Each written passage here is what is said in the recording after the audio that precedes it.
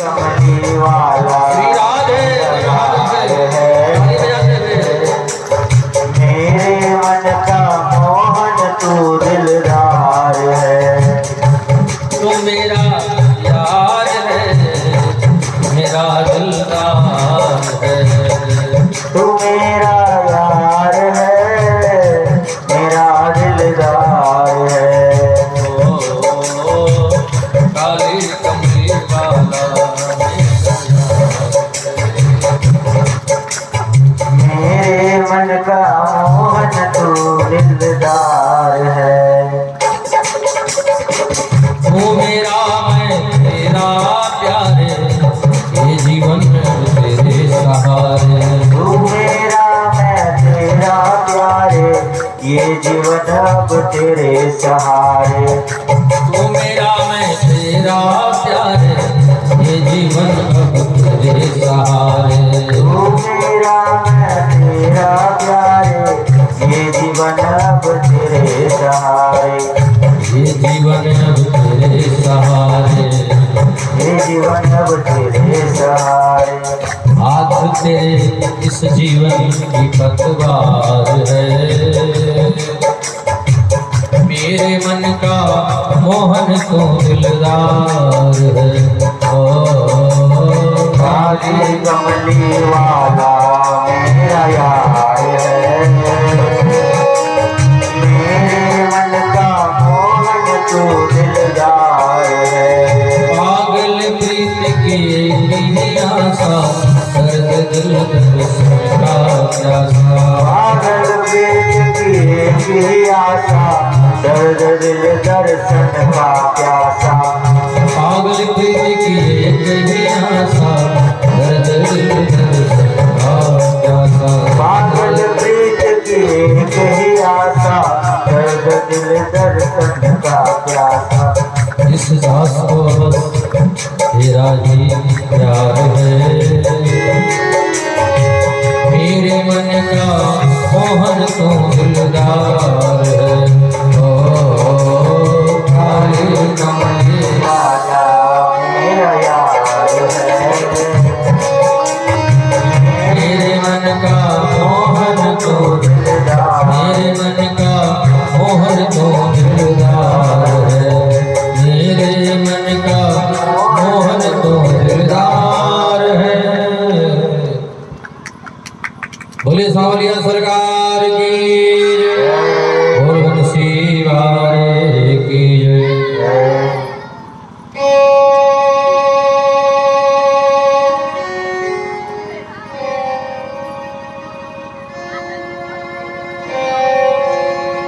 जन्माद्यस्य तन्मयादितरतः चापि सुविज्ञः स्वरा। तेने ब्रह्महृदायादिकवये मुह्यन्ति यतिशोऽज।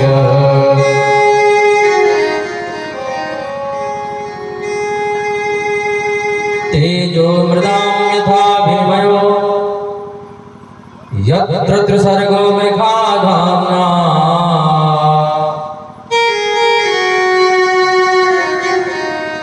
स्वेन सदा निरस्तकुहकं सत्यं परं धीमहि। आज से हम लोग भागवत में प्रवेश करेंगे। मंगलाचरण है। सर्वप्रथम महर्षि वेदव्यास मंगलाचरण करते हैं। अच्छा प्यार से बोलो राधे राधे। राधे राधे।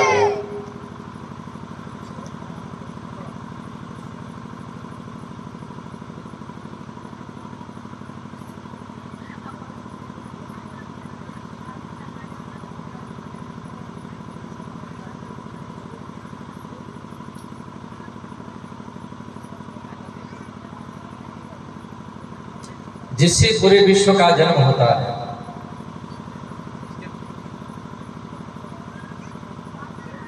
जिससे पूरे विश्व का पालन होता है और जो पूरी दुनिया का संहार कर देते हैं, ऐसे परम सत्य को हम लोग वंदन करते हैं, प्रणाम करते हैं। सत्यम परम धीमहि। किसी ने कहा आप सत्य को बंधन करते हैं, किसी का नाम नहीं लेते हैं, किसी देवी देवता का नाम नहीं, न राम का नाम, न कृष्ण का नाम, न श्याम का नाम, न दुर्गा का, न काली का, न भैरव का, न कुबेर का, न शिव का, न पार्वती का, केवल सत्य को बंधन किया। व्यास जी कहते हैं सत्य में सभी लोग आ गए, जितने भी देवी देवता हैं सभी लोग सत्य में आ गए। सत्यम परम धीमहि। तो आपने सत्य को प्रणाम किया। परम सत्य क्या है?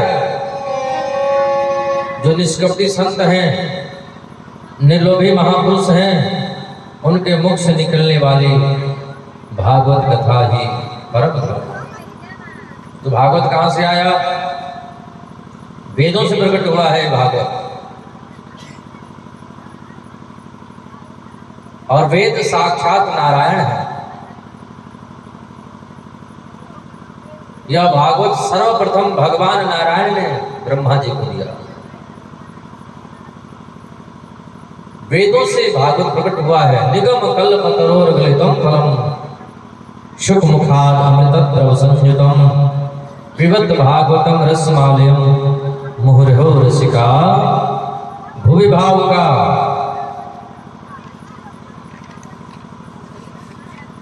वेद रूपी जो कल्प वृक्ष है उसी का पका हुआ फल श्रीमद्भागवत महापुराण। पका हुआ फल है, कच्चा फल नहीं है। महाराज हम फल को खाने जा रहे हैं, आप जरा एक बात बता दीजिए, ये फल खट्टा है कि मीठा है? कैसा है फल? फल खट्टा भी होता है, मीठा भी होता है। बोलो राधे राधे। राधे राधे।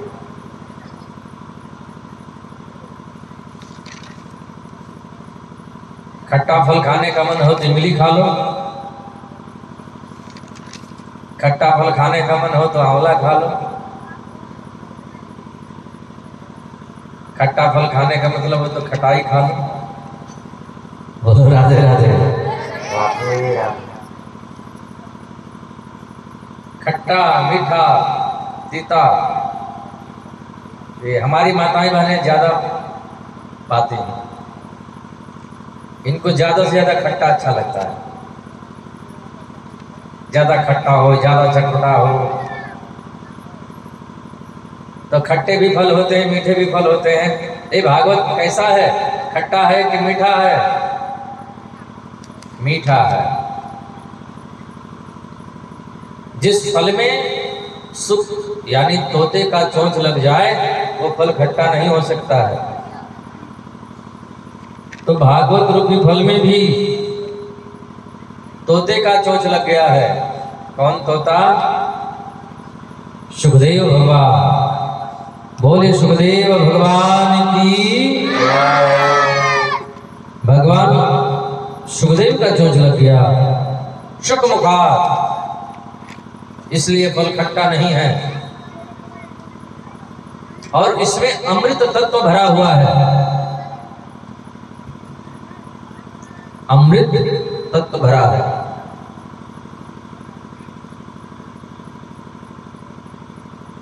इतने लोग बैठे हैं, किसी ने अमृत देखा हो तो हमको बता देना।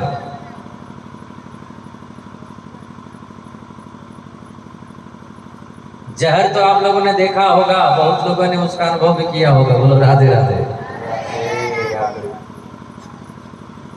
विष का अनुभव लोगों ने किया होगा, लेकिन अगर किसी ने अमृत देखा हो तो थोड़ा हमको भी दे देना और हमको भी दिखा देना। बोलो राधे राधे।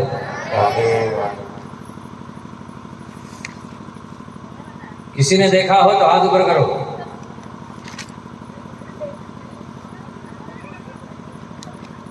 देखा है कोई अमृत?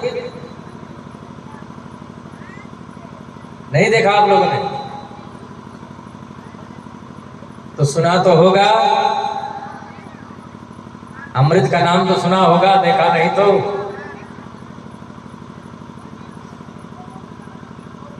हमने तो आज तक अमृत नहीं देखा, इतने समय हो गए। इसका मतलब आप लोग कहोगे कि अमृत होता ही नहीं है। अगर होता तो हम लोग देखे होते, है ना। अमृत होता है, अमृत होता है, ऐसा नहीं कि अमृत नहीं होता है। और आप लोग सब जानते हैं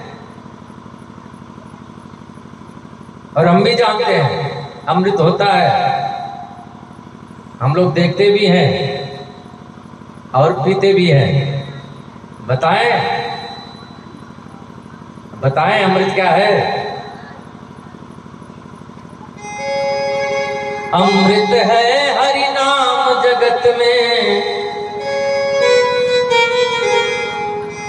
अमृत है हरि नाम जगत में, इसे छोड़ विषय विष पीना क्या, हरि नाम नहीं तो जीना क्या, हरि नाम नहीं तो। अमृत जान गए आप लोग किसको कहते हैं?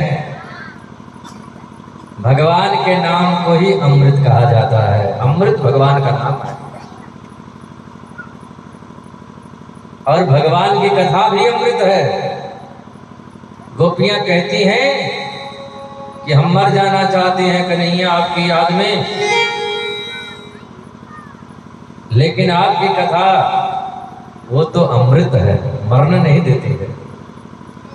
तब कथा अमृतम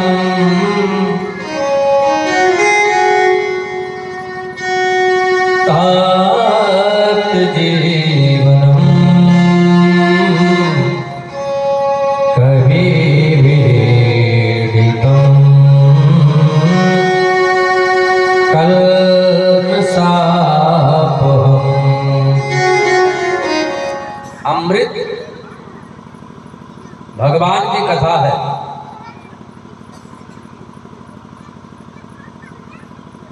तो आप कहेंगे कि महाराज अमृत तो पिया जाता है, हमने सुना है कि लोग अमृत पीते हैं।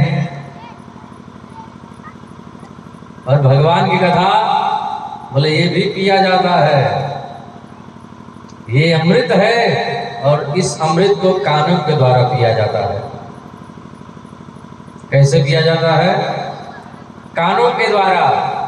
पिबत भागवतम रसमालयम मुहुर्हो रसिका भोग भाव का।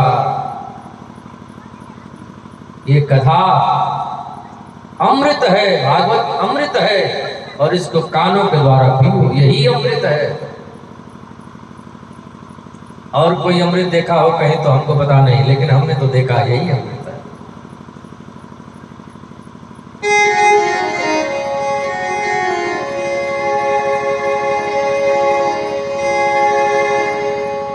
अमृत सुना जाता है, अमृत देखा नहीं जाता है।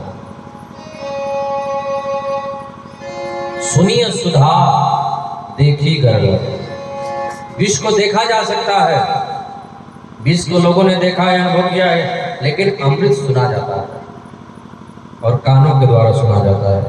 ये भागवत की कथा अमृत है। तब कथा मृतम। तो इस कथा को हम लोग पिए, कानों के द्वारा पिए। कब तक पिए?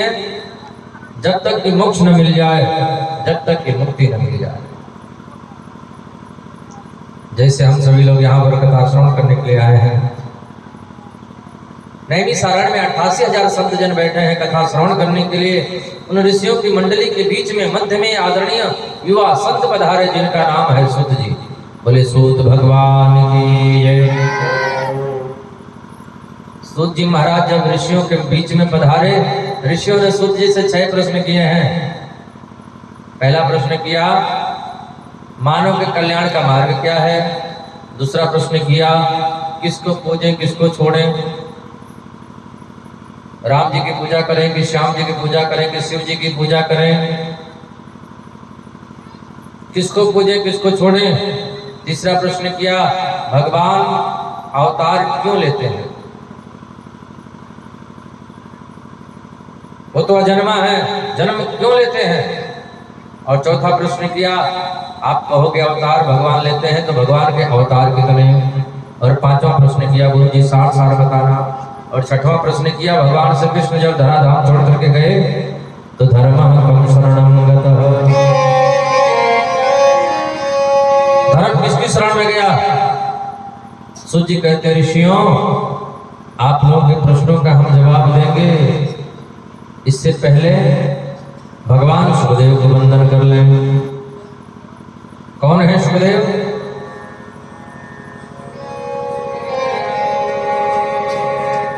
भगवान सुखदेव गोलोक धाम में राधा रानी की गोदी में खेला करते थे। राधा रानी ने कहा कि आप मर्तलोक में जाइए और जन जन में भागवत कथा करिए, भागवत का प्रचार प्रसार करिए। भगवान सुखदेव अंडे के रूप में पड़े हैं। इनके माता पिता उठ करके कहीं चले गए। अब नारद जी पहुंच गए पार्वती जी के पास। स्वयं पार्वती जी से निवेदन किया, दुनिया में सब लोग स्वार्थी हो गए हैं। पार्वती जी बोली, हमारे भोले बाबा में इतना प्रेम है कि आपसे हम क्या बताएं। नारद जी ने कहा, जब इतना प्रेम है तो वो आपको हर बात बताए होंगे। पार्वती जी बोली, हमको सब बात बताते हैं, कुछ भी छुपाते नहीं हैं। हाँ, नारद जी ने कहा, हम इस बात को नहीं मानते हैं, क्योंकि दुनिया में सभी लोग स्वार्थी हैं।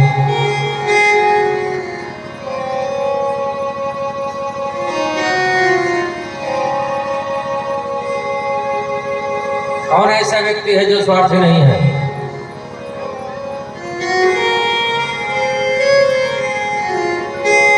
सुर नर मुनि सबके रीति,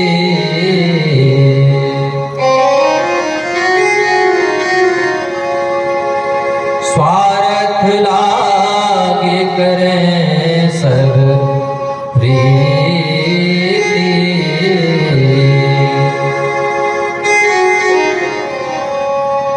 सभी लोग स्वार्थी हैं। बोलो राधे राधे। राधे राधे। हमें तो सब लोग स्वार्थी लगते हैं, दुनिया में सभी स्वार्थी हैं।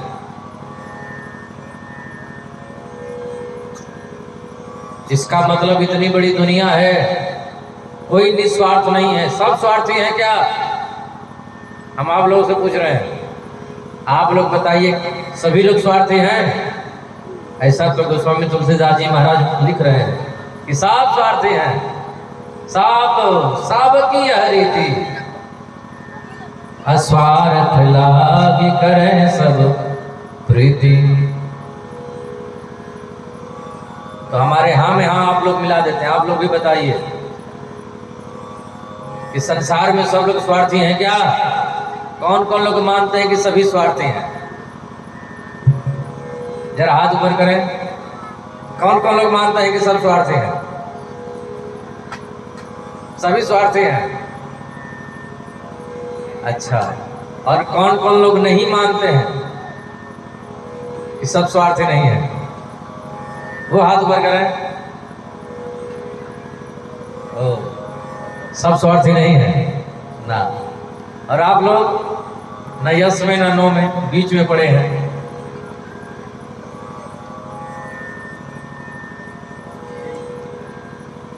इसका मतलब शास्त्र की बात सही है कि गलत है? सही है, सब स्वार्थी हैं। बोलो, सब स्वार्थी। हाथ ऊपर करो आप लोग। सब स्वार्थी हैं। कौन कौन लोग मानते हैं? जल्दी करो, टाइम नहीं है। सब स्वार्थी हैं। आप स्वार्थी नहीं है और आप लोग स्वार्थी नहीं है? नहीं।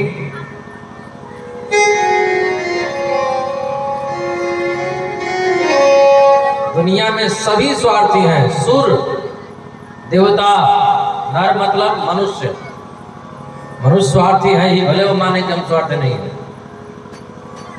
कहीं ना कहीं स्वार्थ जुड़ा है। सब स्वार्थी हैं। मुनि भी स्वार्थी हैं। जब मुनि स्वार्थी हैं तो फिर मनुष्यों की कौन कहे। बोलो राधे राधे। सभी स्वार्थी हैं, लेकिन कुछ लोग स्वार्थी नहीं हैं।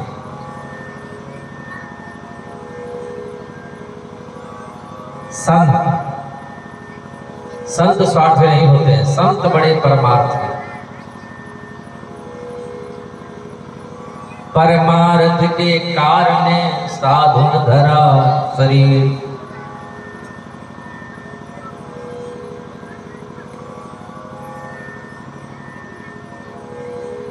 संत परमार्थी होते हैं, स्वार्थी नहीं होते हैं। बिटप वृक्ष पेड़ पौधे परमार्थी होते हैं। नदी वो भी परमार्थी है, स्वार्थी नहीं है। और धरती ये भी परमार्थी है। संत बिटप गिरजा गिरधरने, ये सब परमार्थी हैं। नारद जी बोले सब स्वार्थी हैं। पार्वती जी बोली हमारे भोले बाबा तो हमसे बहुत प्रेम करते हैं, वो तो परमार्थी हैं। तो आपसे बता दिया होगा कि उनके गले में मुंडों की माला हो किसकी है। पार्वती जी बोली ये बात तो हमसे कभी नहीं बताई। नारद जी बोले तो प्रेम क्या खाक करते हैं।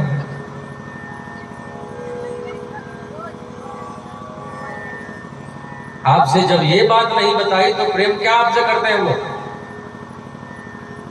अब आप जानो और आपका काम जाने। अब हम जा रहे हैं। भोले बाबा से बोल गए बाबा आज मैया आपका इंतजार कर रही है। भोले बाबा ने कहा आप जब कुटिया से होकर के आए हैं तो वो जरूर इंतजार कर रही होंगी। भगवान शंकर आकर के देखा पार्वती जी के चेहरे पर 12 बज रहे थे। देवी हुआ क्या, नाराज लगती हो यार।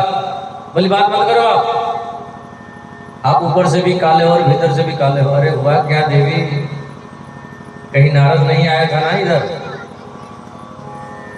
ये तो अच्छा हुआ जो नारद जी आ गए और हमारी आंखें खोल गए। अरे हुआ क्या, आपने हमसे ये बात क्यों नहीं बताई कि आपके गले में जो मुंडों की माला है वो किसकी है। भोले बाबा ने कहा तेरे ही मुंड लगे हैं। पार्वती जी और नाराज हो गई। मैं इतने बार मर गई और आप एक बार भी नहीं मरे। भोलेनाथ ने कहा हमने अमर कथा सुनी है। जय जय अमर कथा, जय जय अमर कथा। जिसे श्रवण कर मिट जाती है जन्म जन्म की व्यथा। जय जय अमर कथा, जय जय अमर कथा। वो अमर कथा मैं भी सुनना चाहती हूँ।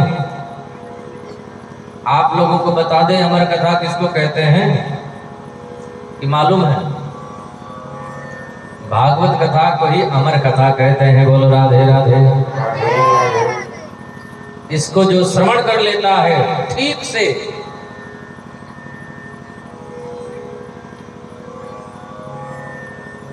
एकदम सही से ठीक ठीक श्रवण कर लेता है, वो मरता नहीं है,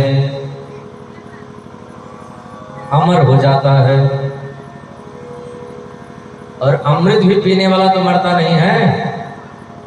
तो ये अमृत भी है और अमर कथा भी है। बोलिए भागवत भगवान की जय। पार्वती जी बोली मुझे भी वो अमर कथा सुना दीजिए। बोले बाबा अपना डमरू बजाए, आसन लगाए, कथा सुनाने लगे। पार्वती जी कथा सुनने लगी। सुनते सुनते सुनते आ गई नींद, सो गई। भोलेनाथ ने कहा कथा हो गई। पार्वती जी बोली मैं तो सो गई। ये कथा कौन सुन रहा था मालूम नहीं। सुख पक्षी पार्वती जी की आवाज में आवाज मिला करके सेम टू बोल रहा था।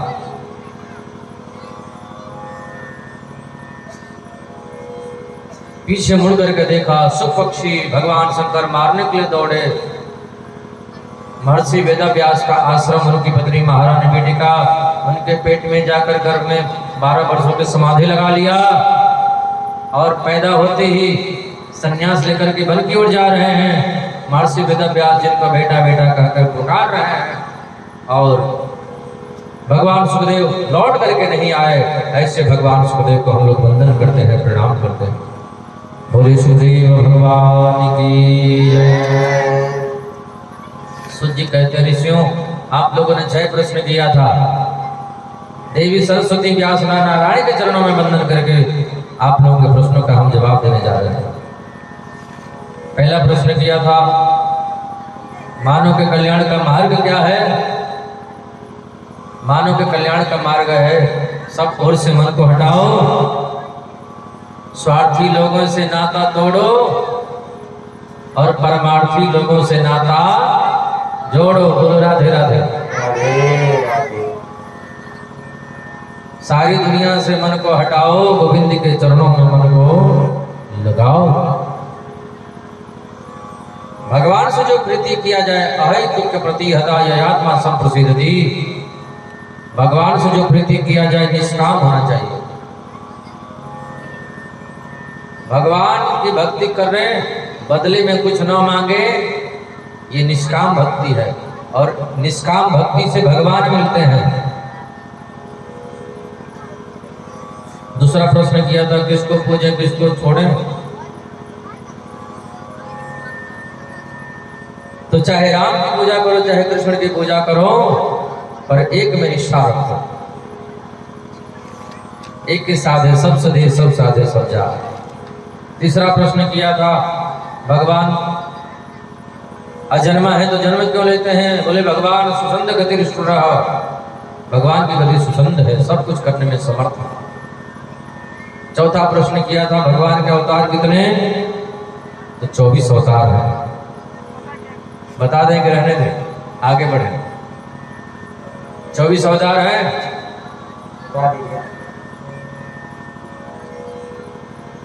सुन करके क्या करेंगे, याद तो होगा नहीं 24 अवतार। 24 अवतारों में 2 अवतार श्रेष्ठ है, एक राम जी का और एक श्याम जी का। काम की बातें सुनते चलें क्योंकि टाइम कम है। 2 ही अवतार श्रेष्ठ हैं, एक राम जी का एक श्याम जी का। जग में सुंदर है दो नाम, दो नाम, दो नाम, दो नाम।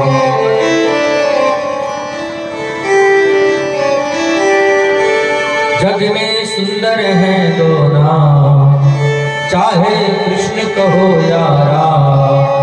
बोलो राम राम राम, बोलो श्याम श्याम श्याम।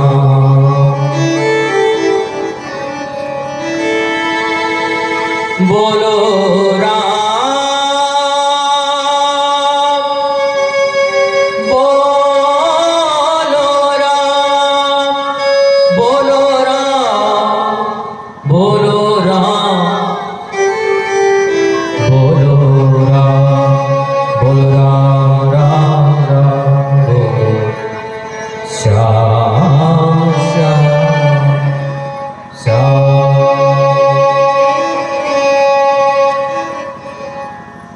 फिर ऋषियों ने सूत जी से पूछा व्यास जी के बारे में, इन्होंने भागवत की रचना कैसे की? सूत जी कहते हैं, ऋषियों पर ब्रह्म नारायण के पुत्र है ब्रह्मा, ब्रह्मा के पुत्र हैं वशिष्ठ, वशिष्ठ के पुत्र हैं शक्ति और शक्ति के पुत्र हैं महर्षि वेदव्यास। शक्ति के पुत्र हैं पराशर और पराशर के ही पुत्र हैं महर्षि वेदव्यास। बोलो राधे राधे। राधे व्यास जी सरस्वती नदी के किनारे पर्णकुटी बनाई, मन में अशांति थी। नारद जी आए, पूछे, व्यास जी ने कहा 17 पुराण लिख दिए, मन में शांति नहीं है। तब नारद जी ने कहा भागवत की रचना करो व्यास जी। व्यास जी ने मना कर दिया, हमसे नहीं होगा। नारद जी ने कहा मुझे देखो, मैं पूर्व जन्म में दासी का पुत्र था और संतों की कृपा से, संतों की सेवा करके आज नारायण बने, आज नारद बन गया, नारायण की भक्ति करता हूं। नारद जी व्यास जी को चतुश्लोकी भागवत सुनाए और व्यास जी चतुश्लोकी भागवत से 18,000 श्लोक बना दिए। व्यास का मतलब होता है जो विस्तारीकरण करे, जो गागर में सागर भर दे और जो सागर को गागर में भर दे।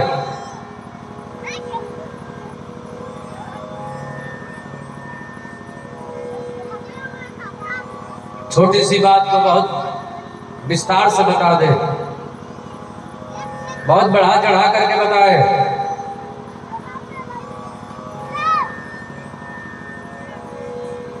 बोलो राधे राधे। हमारी माताएं बने इसमें, इनमें कोई कोई होती है,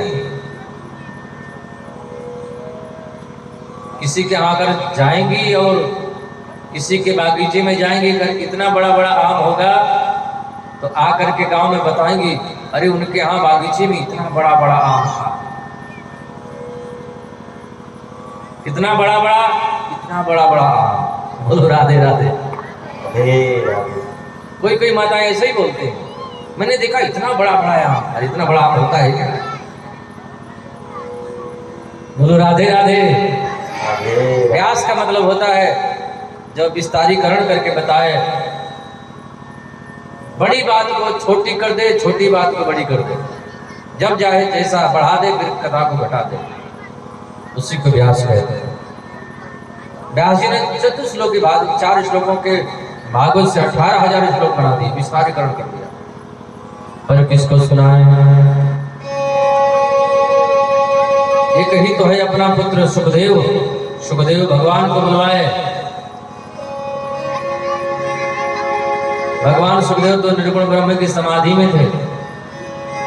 अपने शिष्यों से कहा, शिष्य लोग जाकर के भगवान सुखदेव को भागवत के मंत्र सुना रहे थे, भागवत के श्लोक सुना रहे थे।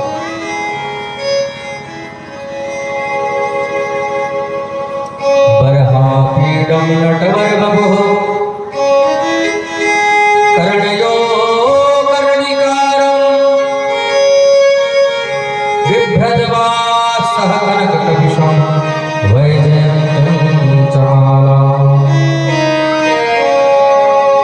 रन्ध्रानवेणोरधरसुधया पूरयन् गोपवृन्दैः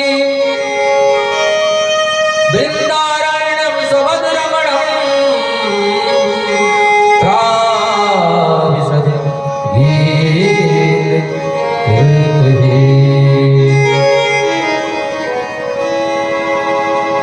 फिर दूसरा मंत्र गुनगुनाया, रोकीयं स्तनकालकोटं जिघांसया पायेदा प्रसाद्वी लेभे गतिं भातुजिगातदोन्यं कंवादयालं शरणं गजेवा।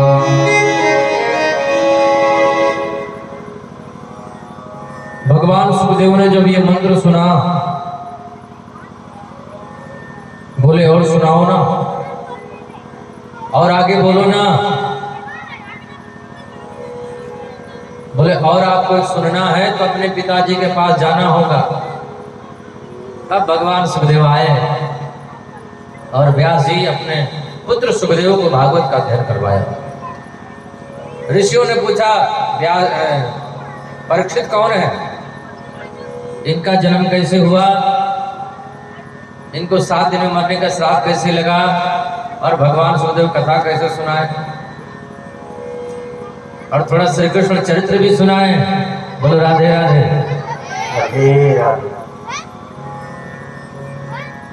सूत जी कहते हैं, ऋषियों पांचों पांडव सो रहे थे, बगल में द्रौपदी के पांचों पुत्र भी सो रहे थे। अश्वत्थामा ने गलती से पांचों पुत्रों को पांचों पांडव समझ लिया, पांचों का सिर काट लिया। पांचों का सिर साथ में रख करके लेकर के गया।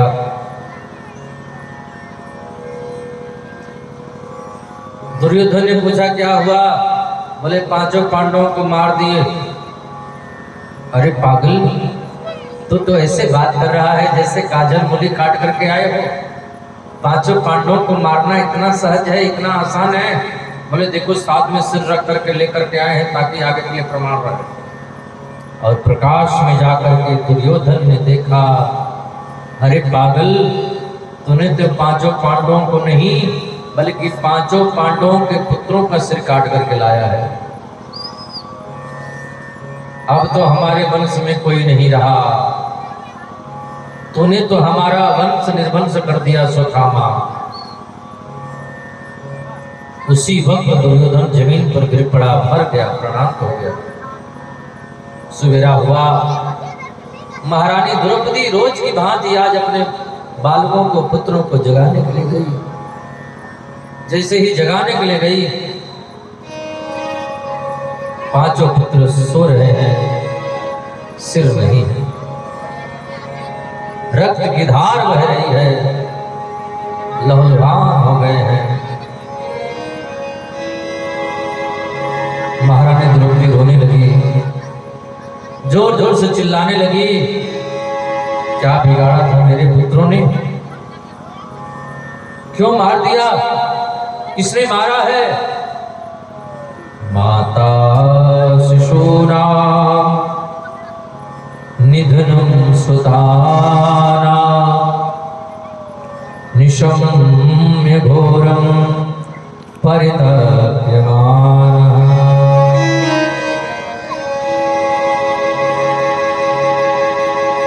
किसने ये बुरा हाल किया? अर्जुन। पांचों पांडव वहीं पर खड़े हैं। अर्जुन ने कहा, देवी तुम्हारे पुत्रों को मारने वाला अश्वत्थामा धरती पर कहीं पर भी होगा, अब मैं उसको जीवित नहीं छोड़ूंगा।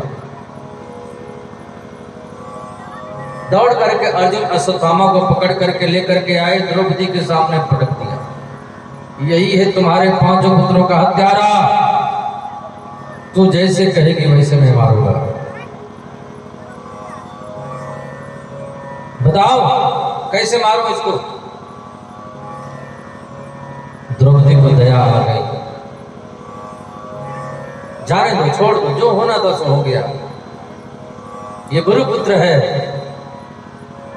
इसके पिताजी तुम्हारे गुरु हैं, मत मारो, छोड़ दो।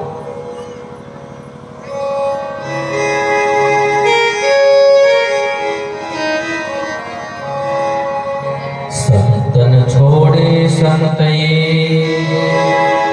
कोटिक मिले असंत।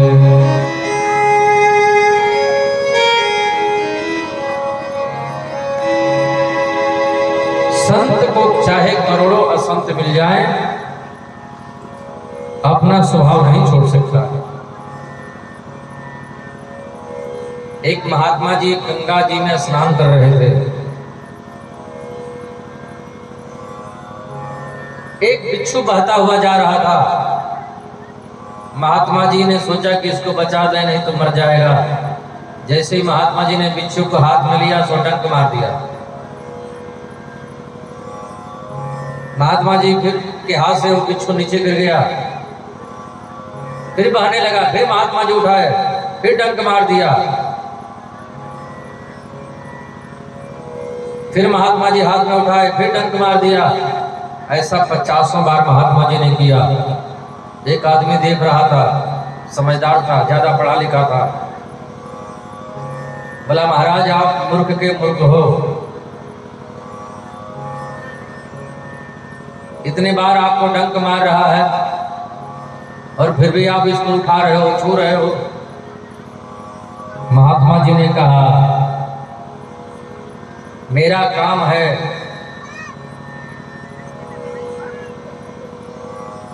बहते को बचाना, गिरते को उठाना।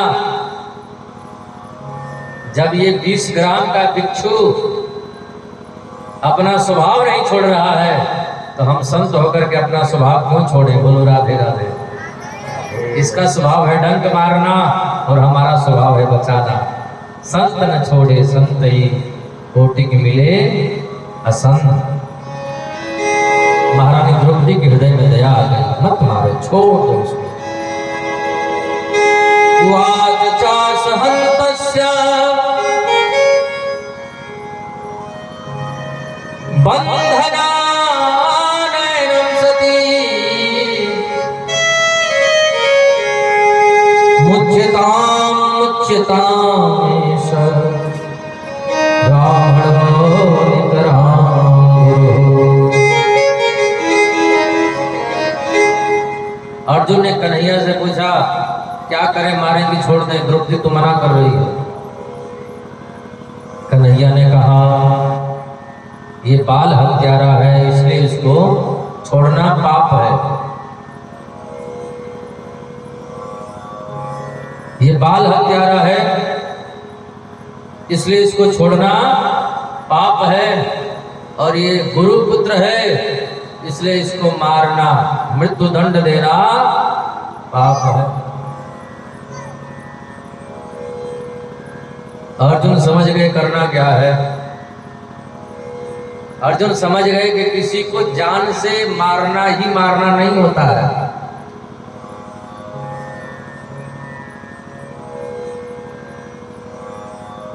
बस किसी को नजरों से गिरा दो, बात करना बंद कर दो, तो किसी मृत्यु से कम नहीं है। बोलो राधे राधे।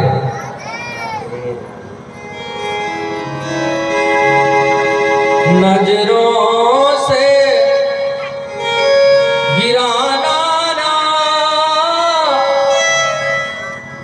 चाहे जितनी सजा दे ना, चाहे जितनी सजा देना। अर्जुन अश्वत्थामा की आधी दाढ़ी आधी मूंछ मुड़ करके बीच सभा से, भरी सभा से धक्का दे करके, अपमानित करके बाहर निकाल दिया। इंसान होता तो इतने में मर जाता, लेकिन ऊंच निवास नीच कर तूती, देख न सकई पराई विभूति। उसके मन में ईर्ष्या और भड़क गया, मेरा अपमान किया है, मुझे सभा से धक्का दे करके बाहर किया है। अरे मैं पांडवों के वंश को रिवर्स नहीं कर दिया तो मेरा भी नाम अश्वत्थामा नहीं। फिर जोर से हंसा। अरे इनके वंश में है ही कौन?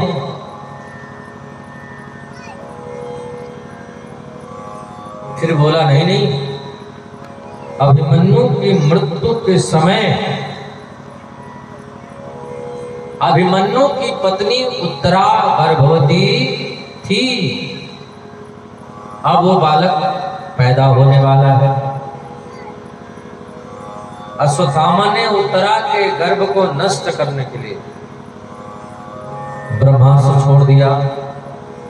महारानी उत्तरा ने देखा, ये ब्रह्मास्त्र तो मुझे मार डालेगा, और जब मैं मर जाऊंगी तो हमारे पेट में एक शिशु है, एक बालक, एक यही बचा है जो पांडवों के वंश को आगे बढ़ाएगा, ये भी मर जाएगा। गोविंद को स्मरण किया, कन्हैया को याद किया। कन्हैया पाहि पाहि महायोगिन देव देव जगतपते नान्यं त्वद्भयं पश्ये यत्र मृत्युः परस्परम्। एक कन्हैया, हम मर जाए परवाह नहीं है, आप तो योगियों के भी योगी हो, महायोगी हो, मेरी रक्षा करो, मेरे शिशु को बचा लो। भगवान बोले जहां शिशु है वहां मैं नहीं जा सकता, ऐसी जगह हम नहीं जा सकते। कन्हैया बोले, उत्तरा बोली क्यों? कन्हैया बोले वो तो पतियों का जगह है, मैं नहीं जा सकता। उत्तरा बोले प्रभु आप तो पतियों के परम पति हो, देव देव जगतपते पाहि पाहि महायोगिन देव देव जगतपते। आप तो जगतपति हो प्रभु। भगवान सूक्ष्म रूप लिए, बहुत छोटा, इतना छोटा, इतना छोटा, कितना छोटा? आप लोग कहेंगे कितना छोटा?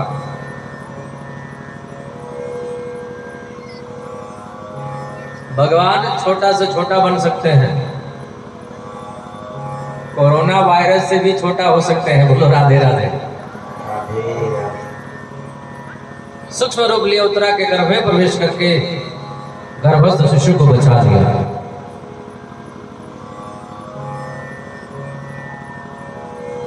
सूत जी बोले कैसा लगा?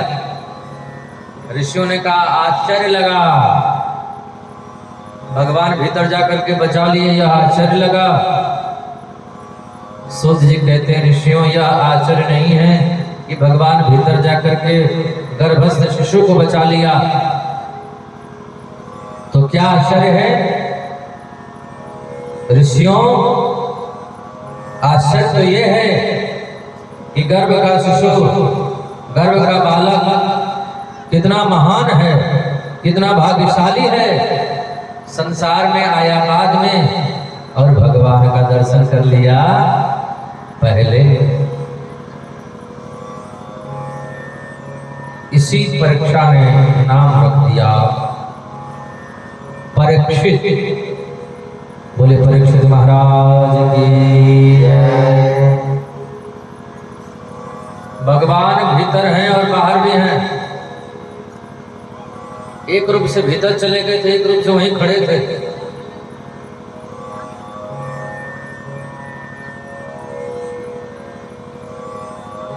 कुछ लोगों को विश्वास नहीं हो रहा होगा,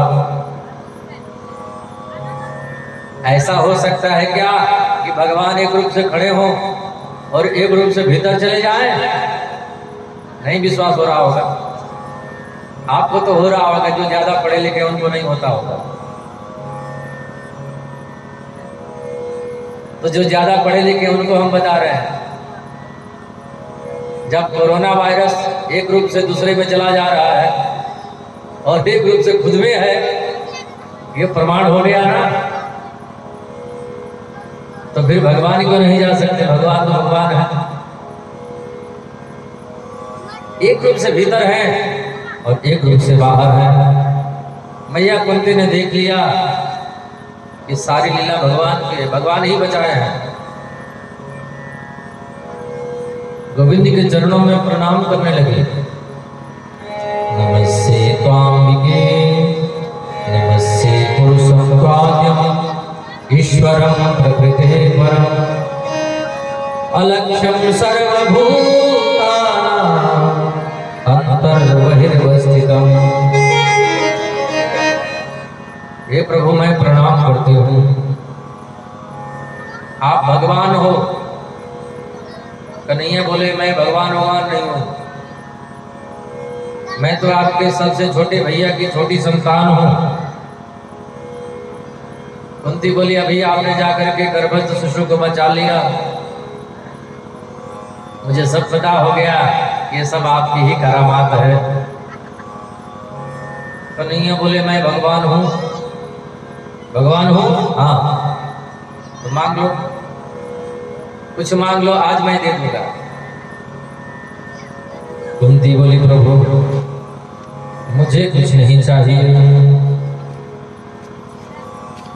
कन्हैया बोले भगवान कहा है तो कुछ मांग लो। कुंती बोली प्रभु देना चाहते हो तो यही वरदान दे दो, देखो कि नहीं। कन्हैया बोले देंगे, जो मांगोगी वो दोगे? बोले हाँ देंगे। कुंती बोली प्रभु मैं झोली फैला रहे हूँ और मेरी झोली में आप दुख भर करके दे दो। मुझे सुख नहीं चाहिए, मैं एकदम दिल से मांग रही हूं कि आप मुझे दुख दे दो।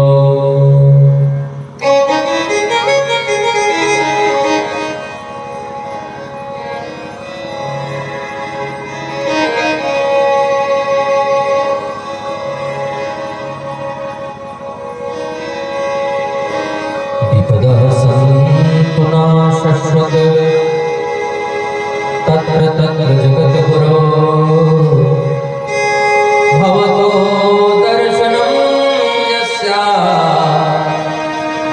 पुनर्भव दर्शनम्।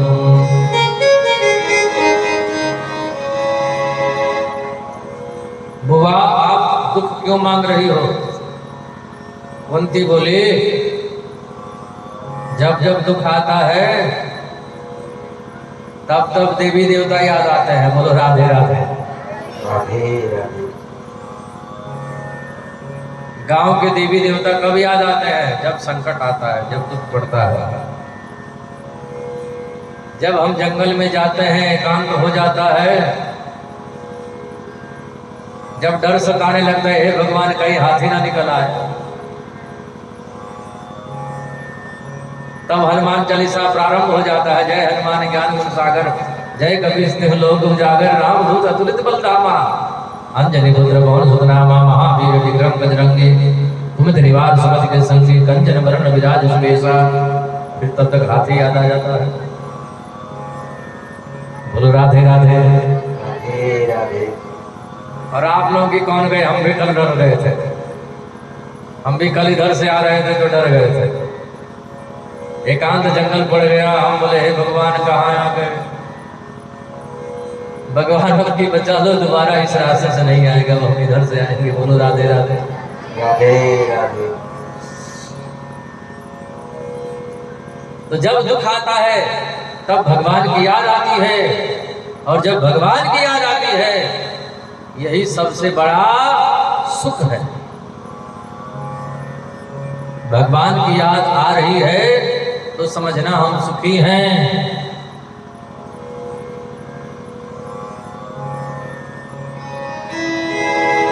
और प्रभु जब आप दुख देते हो तब तब आपकी याद आती है। सुख के माथे सिल पड़े,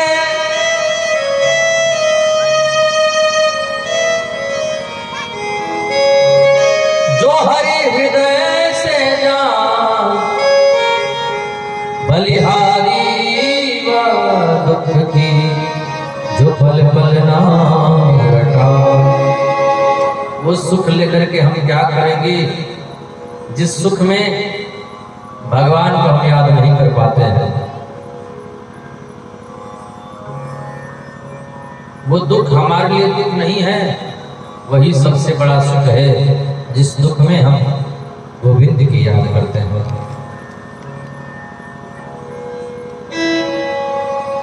सुख भी मुझे प्यारे हैं, दुख भी मुझे प्यारे हैं।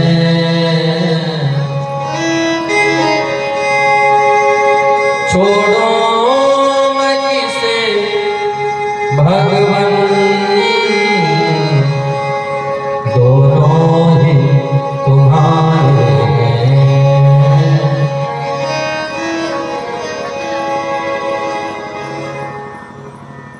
गोविंद ने कुंती को भक्ति का वरदान दिया। रात के समय महाराज युधिष्ठिर जी के पास में आ गए। युधिष्ठिर जी बैठे बैठे रो रहे थे, चिंतित थे। कन्हैया ने पूछा, दादाजी बात क्या है? बताया कितने लोग मारे गए इस राज्य के लिए, क्या करना, इस धरती के टुकड़े का सब एक दिन छोड़ करके जाना है। भगवान ने कहा, जो जैसा कर्म करता है वैसा फल पाता है। क्यों आप बोल रहे हो? नहीं समझे। कन्हैया ने कहा हमसे आप नहीं समझोगे तो चलो भीष्म पितामह के पास। भीष्म पितामह 52 दिनों से बाणों को सैया पर पड़े हुए थे। गोविंद को भीष्म पितामह प्रणाम किए। कन्हैया ने कहा ये पांडव हैं, इनको आप उपदेश कीजिए। भीष्म पितामह पांडवों को उपदेश कर रहे हैं। दान धर्माणि राजधर्माणि मोक्ष धर्मान् विभागसः स्त्री धर्मान् भगवत धर्मान् समास व्यास योगतः। तुम लोग राजा हो, गृहस्थ हो। राजा को चाहिए कि ज्यादा से ज्यादा धन कमाए, गृहस्थ को भी चाहिए कि ज्यादा से ज्यादा धन कमाए और उसका दशांश दान करे। बोलो राधे राधे। राधे राधे। जितना कमाए उसका 10% दान करे। 100 रुपए में 10 रुपए दान करे, 200 रुपए में 20 रुपए दान करे। जहाँ कथा हो रही हो वहाँ दान करे, जहाँ पूजा पाठ हो रहा हो, जहाँ गरीब लोग रहते हो वहाँ दान करे, असहायों को सहायता प्रदान करे। कर्म संजोग के सुपात्र मिले तो कुपात्र को दान दियो न दियो। बोलो राधे राधे। राधे राधे। दान करने से कभी धन की कमी नहीं होती है। कुआं है, कुएं से जल निकालना बंद कर दोगे तो कुएं का जल दूषित हो जाएगा, और जितना जल निकालोगे उतना निर्मल जल निकलेगा। धन रखते जाओगे, कमा करके जमा करते जाओगे, धन दूषित हो जाएगा। तन पवित्र सेवा किए, धन पवित्र किए दान, अमन पवित्र हरि भजन सो होत विविध कल्याण।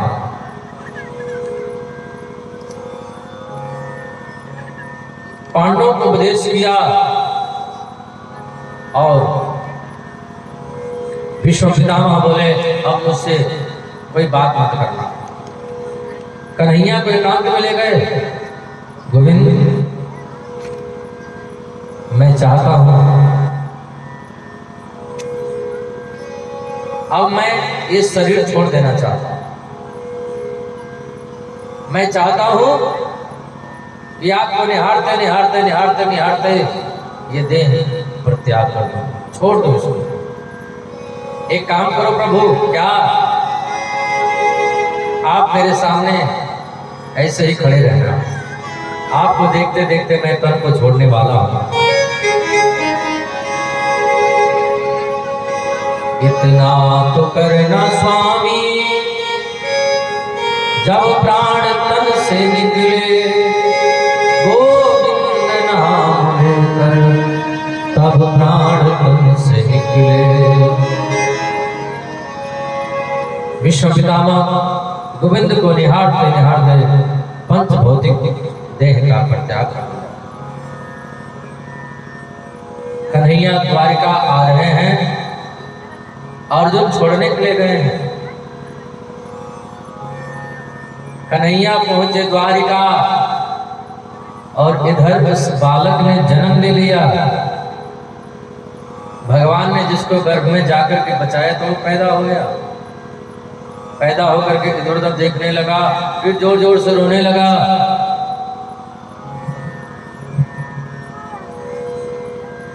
कुंती पूछी व्यास जी से कि ये बालक ऐसे रो क्यों रहा है। व्यास जी ने कहा ये बालक देख रहा है कि भीड़ तो इतनी लगी है, इस भीड़ में वो कहाँ छुपा है। कौन? वो टेढ़ी टांग वाला, वो काला काला बंसी वाला, मुरली वाला, जिसने जा करके गर्भ में मुझे बचाया, वो इस भीड़ में दिखाई क्यों नहीं देता, कहाँ छुपा है।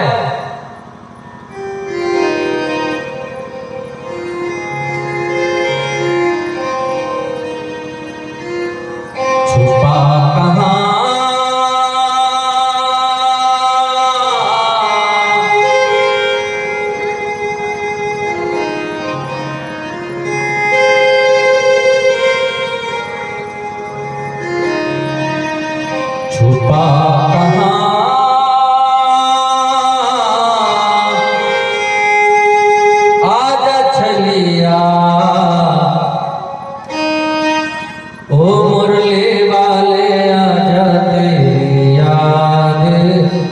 सताए, मेरा ये भरोसा कहीं टूट न जाए।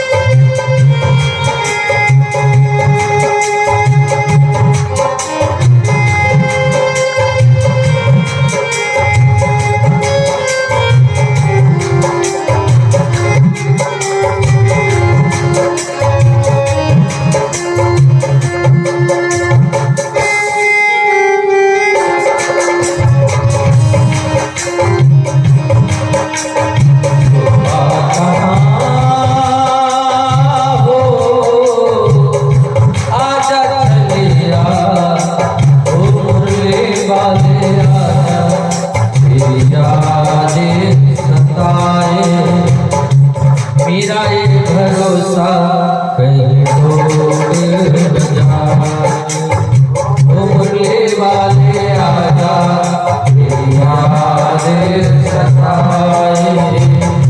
मेरा एक भरोसा कहीं टूट न जाए।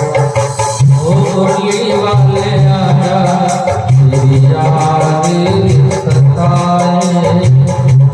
मेरा ये भरोसा कहीं टूट न जाए।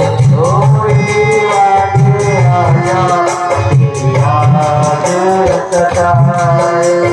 मेरा ये भरोसा कहीं टूट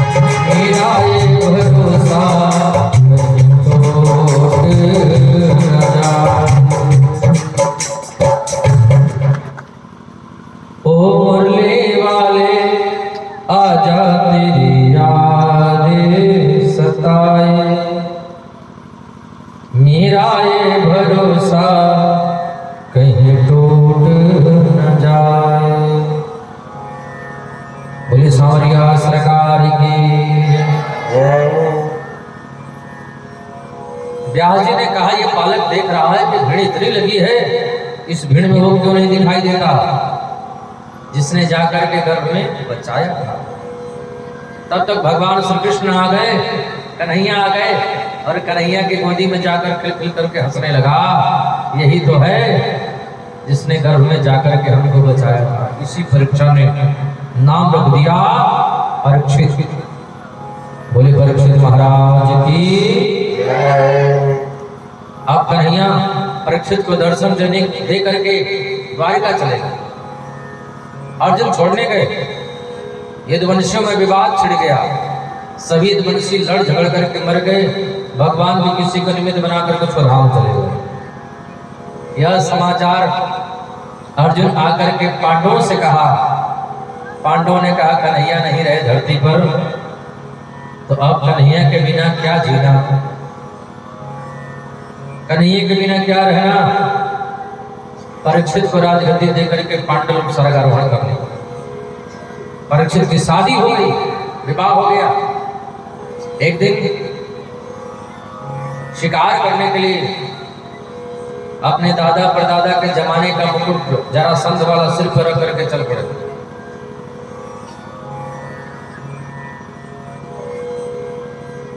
एक बैल, 3 पैर कटे हैं, एक ही पैर से खड़ा है। बैल साक्षात धर्म है। पृथ्वी रूपा गाय बैल को देख करके रो रही है। परीक्षित ने देखा ये बातें क्या कर रहा है। एक आदमी काला काला चेहरा, विकराल शरीर, एक पैर से खड़े बैल के उस पैर को भी तोड़ना चाहता था। परीक्षित ने पूछा तुम कौन? बोला मैं कलयुग हूं। कलयुग? निकल जाओ यहां से। बोला महाराज कहाँ जाऊं, चारों जगह आप ही का साम्राज्य है, हमको कोई जगह दे दो। परीक्षित ने कहा तुमको 4 जगह देते हैं। द्वितम पानम स्त्रिय सुना, जहां जुआ खेला जाता है वहां पर कलयुग का वास होता है। जहां मांस भक्षण होता है वहां कलयुग का वास होता है। जहां शराब लोग पीते हैं, जो लोग शराब पीते हैं उनके भीतर भी कलयुग का वास होता है। एक आदमी इतना शराब पी लिया, इतना शराब पी लिया, इतना पी लिया, पहुंचना चाहिए अपने घर में तो भैंस वाले घर में घुस गया। भैंस के घर में घुस करके भैंस की पूंछ पकड़ करके बोला है पप्पू की मम्मी, ओ पप्पू की मम्मी। भैंस की पूंछ पकड़ करके बोला है ओ पप्पू की मम्मी, क्या बात है आज तो बड़ी लंबी चुटिया लगाई हो। बोलो राधे राधे। राधे राधे। शराब नहीं पीना, आदमी को पशु बनाती है शराब। और जहां वेश्यालय है वहां कलयुग का वास है। कलयुग ने कहा एक और बढ़िया जगह दे दो ना सरकार। परीक्षित ने कहा तुम्हारा वास सोने में होगा। परीक्षित के सिर पर जो स्वर्ण मुकुट रखा था कलयुग उसी में जाके बैठ गया। यह बात सुनते एक संत बैठे थे, नाम था समीक, भजन में बैठे थे। परीक्षित को आया गुस्सा देख करके, हमको देख करके आंख बंद कर लिए। अभी मैं बताता हूं, अपने बाण की नोक से बगल में पड़ा था मरा हुआ सर्प उठा करके समीक ऋषि के गले में डाल दिया। समीक ऋषि का पुत्र श्रृंगी श्राप दे दिया। आज के 7वें दिन परीक्षित को तक्षक सर्प डस देगा, उसकी अकाल मृत्यु हो जाएगी, मर जाएगा। परीक्षित को सूचना मिली। राजा परीक्षित अपने पुत्र जनमेजय को राजगद्दी देकर के सीधे गंगा के किनारे अस्पताल चले गए। भगवान सुखदेव को जब पता चला तब भगवान सुखदेव आए हैं और परीक्षित ने प्रश्न कर दिया कि जिनको 7 दिन में मर जाना है उनकी मुक्ति का उपाय क्या है। सूर्य जी कहते हैं ऋषियों अब यह कथा तो कल हम 7:30 बजे से बताएंगे। बोलो राधे राधे। राधे राधे। 2 मिनट भगवान का नाम लें, उसके बाद आरती।